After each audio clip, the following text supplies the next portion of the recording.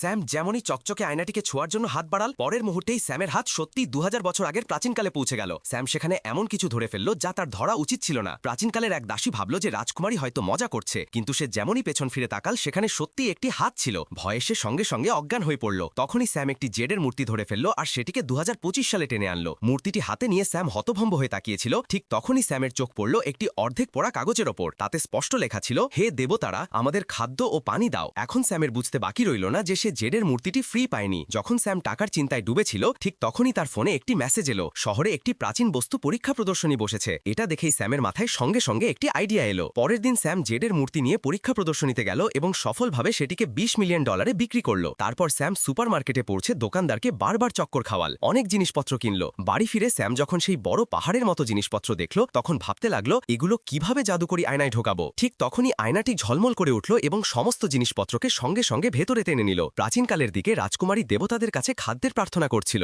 পরের মুহূর্তেই সমস্ত খাবার আয়না থেকে বাইরে পড়ে গেল। এত খাবার দেখে রাজকুমারী ভীষণ খুশি হল। তখন স্যাম আবার আয়নায় হাত ঢুকিয়ে কোনো ধনরত্ন ধরার চেষ্টা করল, কিন্তু এইবার রাজকুমারী তা দেখে ফেলল। কৌতূহলে ভরা রাজকুমারী কাছে এসে দেখতে লাগলো। ঠিক তখনই স্যাম তার হাত ধরে ফেলল এবং তাকে সরাসরি 2025 সালে টেনে আনল।